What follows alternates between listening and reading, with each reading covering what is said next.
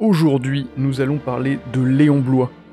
Il est heureux qu'une maison d'édition comme Contre-Culture réédite l'un des deux ouvrages majeurs de Léon Bloy, Le Salut par les Juifs. Comment parler de cet ouvrage sans décrire d'abord son auteur ? Un homme exceptionnel, un mystique, un fou de Dieu, un enflammé de la vie. Un homme dont la vie a réellement été coupée en deux. La première phase de sa vie commence en 1846 à sa naissance et s'achève en 1868 lorsqu'il rencontre Jules Barbet d'Aurevilly. Nous aurons l'occasion d'y revenir. Il naît en Périgord. Il est le fils d'un fonctionnaire des ponts et chaussées qui est franc-maçon et d'une mère qui est décrite comme une ardente catholique. Antinomie parentale. Il n'est pas doué à l'école, il n'aime pas beaucoup ça, il arrête très tôt, en 4e, et son père, donc qui est franc-maçon, décide de terminer son éducation à la maison et influencera ainsi les jeunes années de Léon Bloy. Il se met rapidement à écrire, il tient un journal intime et essaye tant bien que mal d'écrire des pièces de théâtre. Il ne trouve pas d'éditeur. Plus tard, lorsqu'il devient jeune homme, il s'inscrit aux Beaux-Arts et déménage à Paris, et il y fréquente assidûment les milieux du socialisme révolutionnaire et de l'anticléricalisme. Pour mieux saisir le personnage, haut en couleur, et la deuxième phase de sa vie, nous pouvons raconter cette anecdote qui, en 1873, le voit s'engager en tant que journaliste au quotidien catholique L'Univers, journal tenu par Louis Veuillot. Or, moins d'un an plus tard, il quitte le journal avec perte et fracas, car lui est reproché sa trop grande intransigeance religieuse et sa violence. C'est donc un homme qui est passé du tout au tout. Effectivement, après son anticléricalisme et son socialisme révolutionnaire, il rencontre en 1868 son voisin, Jules Barbet d'Aurevilly. Un écrivain français qui est aujourd'hui méconnu, mais qui a à cette époque une grande influence sur lui, puisqu'il lui permet une réelle conversion intellectuelle en même temps qu'une réelle conversion catholique. À partir de cette rencontre, Léon Bloy change totalement sa manière de voir le monde. Il se rend compte qu'il s'est trompé pendant de nombreuses années, qu'il a eu une conception des choses qui était tronquée. On peut voir, rien qu'à son aspect physique, la flamme qu'il habite.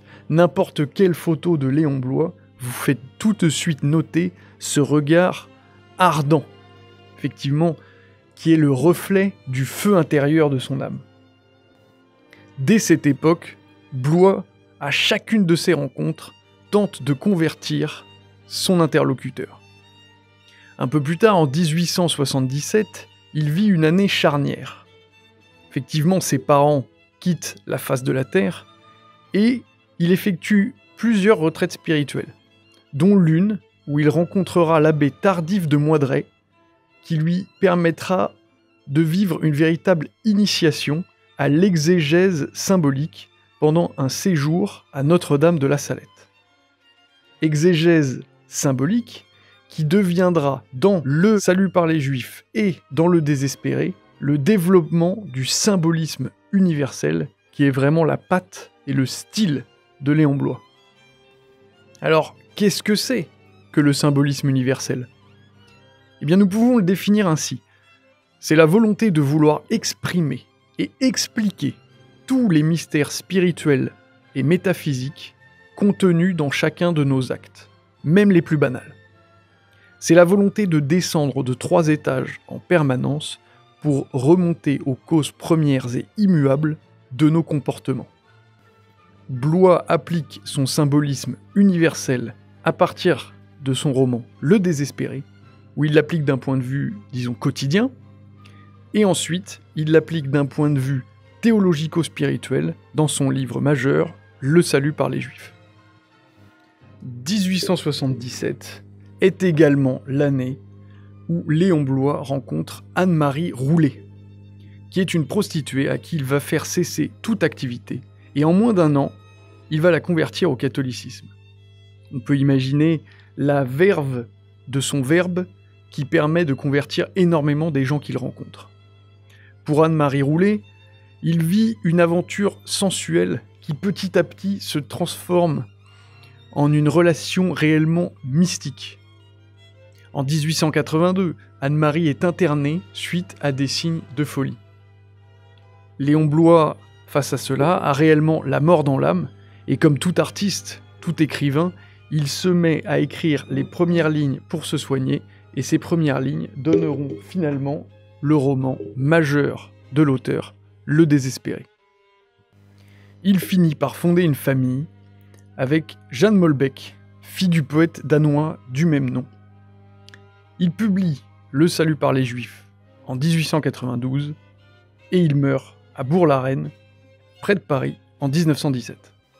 Il écrit Le Salut par les Juifs comme une réponse au livre d'Édouard Drummond, La France juive.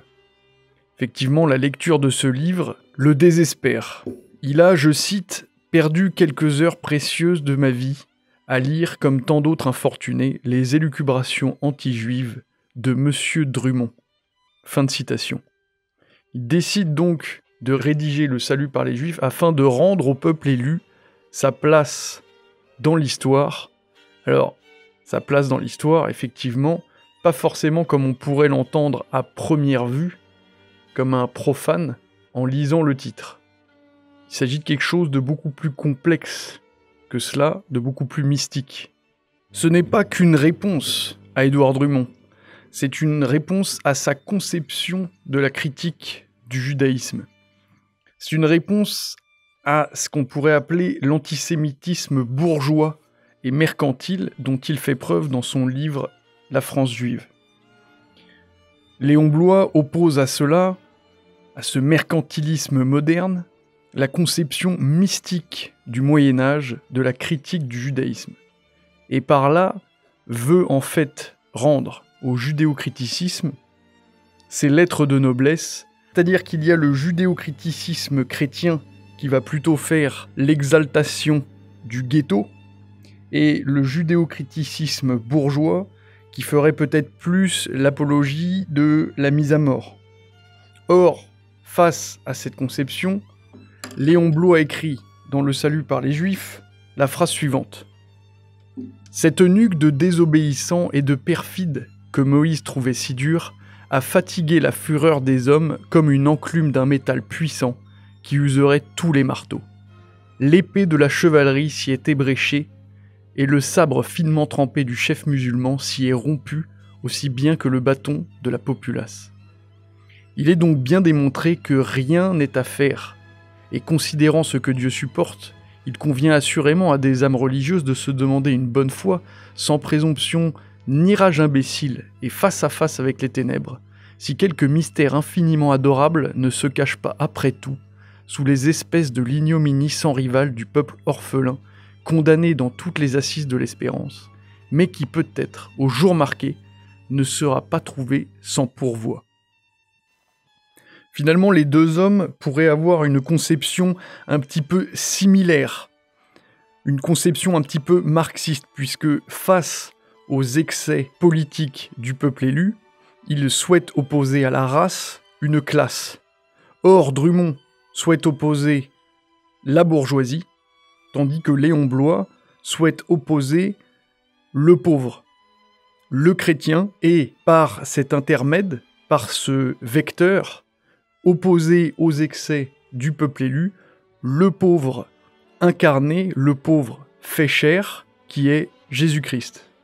Il est difficile de rendre avec des termes humains la complexité de ce livre, puisqu'il s'agit réellement du livre d'un mystique, que sa première lecture est une introduction au mysticisme, et que sa seconde lecture, ou deuxième lecture, permet réellement de puiser l'essence de l'ouvrage.